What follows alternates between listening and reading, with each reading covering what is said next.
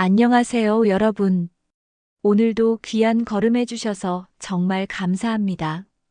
여러분, 혹시 살아있는 역사, 걸어다니는 지혜, 이런 말이 어울리는 분, 누가 떠오르시나요?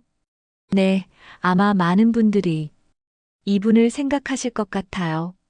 바로 100세하고도 5해를 더 사신 올해 105세 연세대학교 철학 명예교수 김영석 교수님이십니다. 정말 대단하시죠?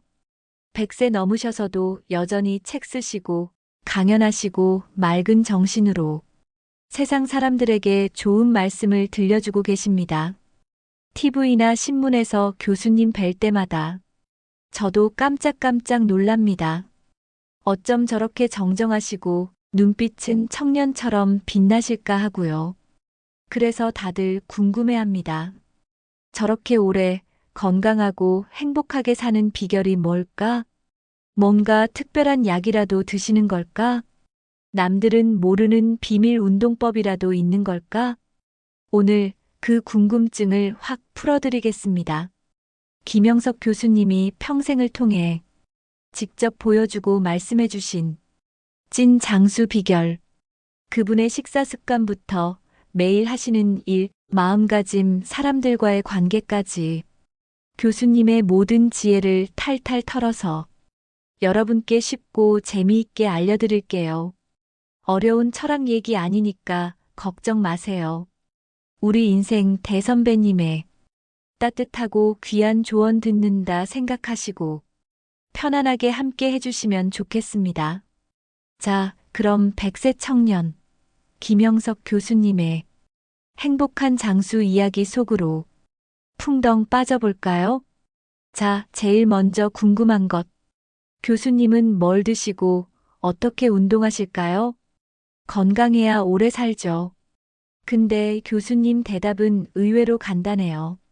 건강 비결? 별거 없어 이러세요. 건강에 너무 신경 쓰는 게 오히려 병이다. 이런 말씀도 하시고요. 그렇다고 막 사시는 건 절대 아니에요. 교수님 건강법의 핵심은 딱 두 글자. 바로 절제입니다. 넘치지 않게, 알맞게 하는 거죠. 첫 번째 절제는 소식, 즉 적게 먹는 것이에요. 교수님은 평생 배부르게 드신 적이 거의 없대요. 아, 맛있다 하면서 즐겁게 드시지만 어휴, 배불러 하기 전에 딱 숟가락을 놓으시는 거죠. 이게 100년을 지켜온 철칙이래요. 왜 적게 먹는 게 중요할까요? 우리 몸도 기계랑 비슷해서요. 너무 많이 먹으면 위장이 쉬지도 못하고 계속 일해야 하잖아요. 그럼 빨리 지치고 고장나기 쉬워요. 조금씩 꼭꼭 씹어서 감사히 먹으면 몸도 편안하고 부담이 없으니 오래도록 건강하게 쓸 수 있는 거죠. 뭘 드시는지도 궁금하시죠? 특별히 몸에 좋다는 비싼 영양제나 보약 같은 걸 챙겨 드시진 않는데요. 그냥 우리 주변의 평범한 음식들, 밥, 국, 나물, 채소, 과일, 가리는 것 없이 골고루 드시되 자극적이거나 기름진 건 좀 피하시는 편이래요. 담백하고 소박한 밥상을 가장 좋아하신다고 합니다. 우리 어머님들이 차려주시던 그런 밥상이요. 술, 담배는 어떠냐고요? 담배는 아예 안 태우셨고 술은 아주 가끔 분위기 맞출 정도로 조금만 하셨다고 해요. 역시 절제죠? 우리 시청자 여러분도 오늘 저녁 식사부터 한번 해보세요. 아, 배부르다 하기 딱 2숟갈 전에 멈춰보는 연습. 몸이 훨씬 가뿐해지실 거예요. 그분은 지금도 건강하게 활동 중인데요. 그 비결 중 하나는 식습관입니다. 지금부터 그의 하루 세끼 식단을 아침, 점심, 저녁으로 나눠 차근차근 알려드릴게요. 아침 식사 가장 중요하게 여긴 한 끼. 김 교수님은 40년 넘게 같은 아침 식단을 유지하셨습니다. 구성은 이렇습니다. 반숙 달걀 1개, 우유 반잔, 호박죽 반그릇, 찐 감자 또는 식빵 한 조각, 생채소 샐러드 한 접시, 사과 반 개, 블랙커피 반 잔. 달걀은 단백질과 레시틴이 풍부해서 두뇌 건강에 좋고, 호박죽과 감자는 소화가 잘 돼서 위에 부담이 없죠. 샐러드와 사과는 비타민과 식이섬유를 보충해 줍니다. 이 식사는 양은 작지만 영양은 꽉 차 있습니다. 점심 식사 균형 있게, 과식은 NO. 점심은 일반적인 한식 위주로 드십니다. 닭고기나 생선 같은 단백질, 나물 반찬, 나박김치 등 채소류, 밥은 소량만. 특별할 것 없어 보이지만 포인트는 과식하지 않는 것이에요. 배부르지 않게 먹는 것이 건강이다. 김 교수님의 오랜 철학입니다. 저녁 식사 가볍게, 소화 잘 되게. 저녁은 더욱 가볍게 드십니다. 두부나 달걀 같은 부드러운 단백질, 나물, 무침 같은 채소, 밥은 반 공기 정도. 식사 후에는 절대 과식하지 않으세요. 소화가 잘 되도록, 그리고 편안한 수면을 위해서죠. 김영석 교수님의 식사 원칙. 소식 늘 적당히. 균형식 영양소를 골고루. 절제된 탄수화물 과한 밥은 피함. 일정한 시간에 식사 몸의 리듬 유지. 배부르지 않을 만큼만 항상 여유 있게. 이렇게 단순해 보이는 식단이지만 그 속에는 깊은 철학이 담겨 있습니다. 잘 먹는 게 아니라 잘 소화시키는 게 건강이다. 105세까지 건강하게 살아온 그분의 삶이 그걸 증명해주고 있어요. 오늘부터 우리도 김 교수님의 식습관을 조금씩 따라해보면 어떨까요? 두 번째 절제는 무리하지 않는 꾸준한 운동입니다. 교수님의 대표 운동은 바로 걷기. 젊을 때부터 거의 하루도 거르지 않고 매일 꾸준히 걸으셨대요. 100세 넘으신 지금도 컨디션 좋으시면 꼭 산책을 하신다고 합니다. 헬스클럽 가서 무거운 거 들고 땀 뻘뻘 흘리며 뛰는 그런 운동 말고요. 그냥 동네 한 바퀴, 공원 한 바퀴, 자기 몸에 맞게 편안하게 걷는 거예요. 운동은 숙제가 아니라 생활이다. 이게 교수님 생각이세요. 밥 먹고 잠자는 것처럼 걷는 것도 그냥 일상인 거죠.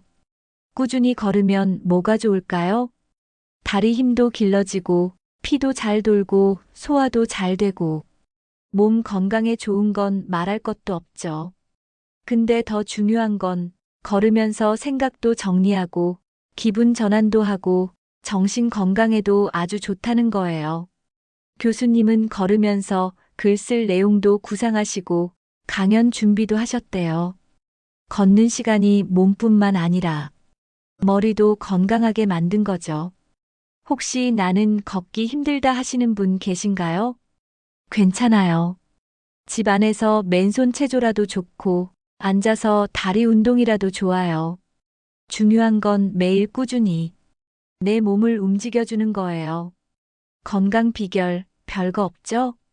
적게 먹고 꾸준히 걷고 오늘부터 당장 시작할 수 있는 것들입니다. 자, 몸 건강 얘기는 했고요. 이제 마음 건강, 정신 건강 얘기로 넘어가 볼까요? 김영석 교수님이 100세 넘어서도 그렇게 총명하고 활기차신 비결. 교수님이 입버릇처럼 하시는 말씀이 있어요. 사람은 일을 해야 늙지 않는다. 아마 이게 교수님 장수 비결 중 가장 중요한 것일지도 몰라요. 여기서 일은 꼭 회사 나가서 돈 버는 일만 뜻하는 게 아니에요. 아까도 잠깐 말씀드렸죠? 내가 좋아서 하고 다른 사람에게 도움이 되고 그래서 내가 살아있구나. 보람을 느낄 수 있는 모든 활동이 다 일이에요. 예를 들어볼까요? 글 쓰는 작가는 글 쓰는 게 일이고 화가는 그림 그리는 게 일이죠. 가수는 노래 부르는 게 일이고요. 우리 어르신들은요? 손주들 돌봐주는 거, 이것도 아주 중요한 일이죠. 작은 텃밭 가꾸는 거, 이것도 훌륭한 일이고요. 동네 노인정에서 친구분들하고 화투 치는 거, 그것도 머리 쓰는 일이라고 할 수 있겠네요. 웃음. 농담이고요. 중요한 건 이거예요. 나이가 들고 은퇴를 했다고 해서 이제 내 역할은 끝났다 생각하고 모든 걸 손 놓아버리면 안 된다는 거예요. 그 순간부터 몸도 마음도 급격하게 늙기 시작한다는 거죠. 뭔가 할 일이 있어야 아침에 잠자리에서 벌떡 일어나게 되고 사람들도 만나게 되고 세상 돌아가는 거에 관심도 갖게 되잖아요. 일이 있다는 건 내가 여전히 이 세상에 필요한 사람이고 뭔가를 할 수 있는 능력이 있다는 증거이기도 해요. 이게 얼마나 큰 자존감을 주는지 몰라요. 김영석 교수님 본인이 가장 좋은 예시잖아요. 100세 생신 때도 새 책을 내셨고 그 후로도 계속 글을 쓰셨어요. 여기저기 강연도 많이 다니셨고요. 물론 지금은 건강상 예전만큼은 못하시겠지만요. 나는 아직 할 일이 있다. 나는 내가 할 수 있는 일을 통해 세상에 도움을 주고 싶다. 이런 마음가짐이 교수님을 영원한 청년으로 살게 한 비결인 거죠. 혹시 나는 이제 나이 들어서 할 수 있는 게 없어. 이렇게 생각하시는 분 계신가요? 절대 그렇지 않아요. 작은 일이라도 괜찮아요. 내가 즐겁게 할 수 있고 조금이라도 보람을 느낄 수 있는 일을 꼭 찾아보세요.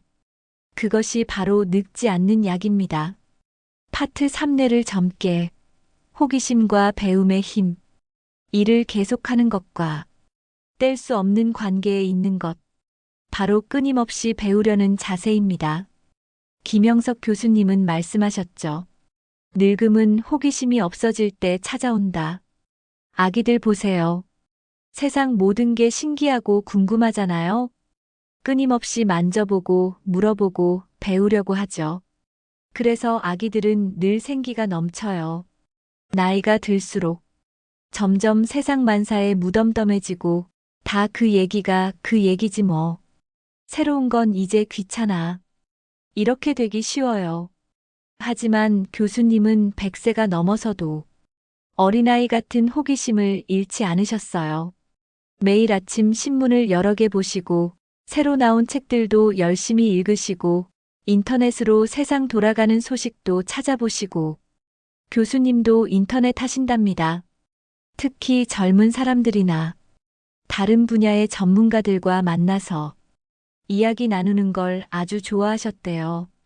내가 모르는 것을 배우고 나와 다른 생각을 듣는 것을 두려워하거나 귀찮아하지 않으신 거죠. 이렇게 늘 뇌를 자극하고 새로운 것을 배우는 것이 정신을 젊고 건강하게 유지하는 가장 좋은 방법이라고 하셨어요. 우리 뇌도 근육과 같아서 자꾸 써야 발달하고 녹슬지 않아요. 가만히 내버려 두면 점점 굳어버리죠. 나는 학교 다닐 때 공부 지긋지긋하게 했다. 이제 와서 뭘 더 배우냐? 이렇게 생각하지 마세요. 꼭 영어 단어 외우고 수학 문제 푸는 것만 공부가 아니잖아요. 동네 문화센터나 복지관 가면 노래교실, 컴퓨터 교실, 서예 교실. 얼마나 배울 게 많은데요. 텔레비전 다큐멘터리를 보는 것도 좋고 라디오 교양 프로그램을 듣는 것도 좋아요. 손주들한테 요즘 유행하는 말을 배워보는 것도 재미있고요. 중요한 건 배우려는 마음 그 자체예요. 아, 이건 뭐지? 어떻게 하는 거지? 이런 궁금증을 가지고 새로운 것을 알아가는 즐거움을 절대 놓지 마세요. 그것이 뇌를 10년, 20년 더 젊게 만드는 비결이랍니다. 자, 몸 건강, 머리 건강 얘기도 했으니 이제 우리 마음 건강에 제일 중요한 거 바로 사랑 이야기를 해볼게요. 김영석 교수님은 행복의 조건으로 사랑을 빼놓고는 말할 수 없다고 하셨어요. 사람은 사랑할 때 가장 행복하다. 사랑 없이 오래 사는 것은 의미가 없다. 이런 말씀들을 남기셨죠. 여기서 사랑은 단순히 젊은 남녀 간의 불타는 사랑만을 말하는 건 아니에요. 물론 그것도 중요하지만요. 웃음. 교수님이 말씀하시는 사랑은 훨씬 넓은 의미예요. 내 남편, 내 아내를 아끼고 존중하는 마음. 자식들, 손주들이 잘 되기를 바라는 마음. 어려울 때 힘이 되어주는 친구들과의 우정. 나아가서는 내 이웃, 우리 사회, 힘들게 살아가는 다른 사람들에 대한 따뜻한 관심과 연민. 이 모든 게 다 사랑이라는 거죠. 왜 사랑이 중요할까요? 사람은 혼자서는 살 수 없는 존재잖아요. 서로 기대고 의지하고 정을 나누면서 살아야 행복해요. 내가 누군가를 진심으로 아끼고 사랑할 때, 또 누군가가 나를 그렇게 아껴주고 사랑해줄 때, 우리는 내가 참 괜찮은 사람이구나. 내 삶이 헛되지 않구나 하는 뿌듯함과 안정감을 느끼게 돼요. 이게 바로 행복의 바탕이 되는 거죠. 그리고 교수님은 사랑은 주는 것에서 더 큰 기쁨을 얻을 수 있다고 하셨어요. 내가 가진 시간이나 재능, 작은 정성이라도 다른 사람을 위해 나누고 베풀 때 그 사람이 기뻐하는 모습을 보면서 오히려 내가 더 큰 행복을 느낀다는 거죠. 이기적으로 나만 생각하고 살면 당장은 편할지 몰라도 마음 한구석은 늘 허전하고 외로울 수밖에 없어요. 나이가 들수록 가족이나 친구들이 먼저 세상을 떠나기도 하고 몸이 불편해서 사람 만나기가 어려워지면서 외로움을 느끼는 분들이 많아져요. 그럴수록 더더욱 먼저 마음을 열고 다가가야 한다고 교수님은 말씀하세요. 자녀들에게 먼저 전화해서 밥은 먹었니? 물어봐주고 친구에게 잘 지내지? 안부 문자라도 보내고 경로당이나 복지관에 나가서 새로운 친구들을 사귀어보고 작은 봉사활동이라도 참여해보고 이렇게 사람들과 부대끼며 정을 나누고 사랑을 실천할 때 외로움은 저 멀리 달아나고 삶은 다시 따뜻하고 풍요로워질 수 있습니다. 여러분, 지금 당장 사랑하는 사람에게 전화 한 통 걸어보시는 건 어떨까요? 사랑한다, 고맙다 말 한마디가 여러분의 마음 온도를 1도 더 높여줄 거예요. 파트 5 인생의 품격, 긍정과 감사의 마음. 어느덧 마지막 이야기에 다다랐네요. 몸도 건강하고 할 일도 있고 배우는 즐거움도 알고 사랑도 나누며 사는데 뭔가 하나 빠진 것 같다고요? 네, 맞아요. 이 모든 것을 더 값지고 빛나게 만들어주는 것, 바로 우리의 마음가짐입니다. 김영석 교수님이 늘 강조하신 두 가지 마음, 긍정적인 마음과 감사하는 마음입니다. 먼저 긍정적인 마음. 살다 보면 좋은 날만 있나요? 아니죠. 힘든 날도 있고, 속상한 날도 있고, 억울한 날도 있기 마련이에요. 나이 들면 몸도 여기저기 아프고, 서러운 일도 더 많아지고요. 그럴 때마다 아이고, 내 팔자야. 나는 왜 이렇게 운이 없을까? 땅이 꺼져라 한숨만 쉬고 있으면 내 마음만 더 병들고 힘들어져요. 교수님은 그럴 때일수록 더욱 긍정적으로 생각하려고 노력하라고 하셨어요. 그래도 이만하길 다행이다. 분명 잘 해결될 거야. 이 어려움을 통해 내가 더 강해질 수 있을 거야. 이렇게 밝은 쪽으로 생각하는 연습을 하는 거죠. 물론 쉽지 않죠. 하지만 자꾸 연습하다 보면 정말 마음에도 근육이 생겨서 웬만한 어려움에는 쉽게 좌절하지 않는 단단한 마음을 갖게 된대요. 긍정적인 마음은 스트레스를 이겨낼 힘을 주고 결국 우리 몸의 면역력까지 높여준다고 하니 이보다 더 좋은 보약이 어디 있겠어요? 다음은 감사하는 마음입니다. 교수님은 행복의 가장 중요한 조건 중 하나가 감사라고 하셨어요. 우리는 흔히 내가 가지지 못한 것에 집중하며 불평하기 쉬워요. 누구는 자식들이 용돈도 많이 준다는데, 누구는 건강해서 여행도 잘 다닌다는데, 이렇게 남들과 비교하면 끝이 없죠. 하지만 교수님은 내가 이미 가지고 있는 것들에 눈을 돌리고 감사하라고 하셨어요. 오늘 아침에도 건강하게 눈을 떴다는 사실, 따뜻한 밥 한 끼를 먹을 수 있다는 사실, 나를 걱정해주는 가족이 있다는 사실, 맑은 하늘을 볼 수 있다는 사실, 찾아보면 우리 주변에 감사할 일들이 얼마나 많은지 몰라요. 이렇게 작은 것들에 자주 감사하는 습관을 들이면 마음이 늘 풍요롭고 평화로워진다고 합니다. 불평불만이 사라지니 찡그릴 일도 줄어들고 표정도 밝아지겠죠? 오늘부터 자기 전에 딱 3가지씩만 그날 감사했던 일을 떠올려 보는 건 어떨까요? 분명 잠자리도 더 편안해지실 겁니다. 긍정적인 마음과 감사하는 마음. 이 2가지가 있다면 나이가 들어감에 따라 생기는 어쩔 수 없는 어려움이나 상실감 속에서도 우리는 삶의 품격을 잃지 않고 평온하고 행복하게 살아갈 수 있을 겁니다. 결론. 자, 오늘 우리는 105세 철학자 김영석 교수님의 삶을 통해 건강하고 행복하게 오래 사는 비결에 대해 함께 이야기 나눴습니다. 다시 한번 정리해 볼까요? 첫째, 과식하지 않고 소식하는 절제의 지혜.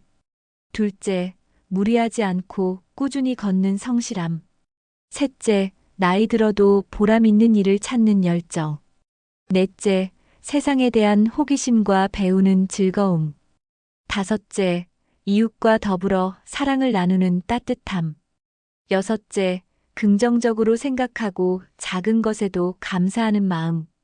이 6가지를 기억하시면 좋겠습니다. 어떠신가요?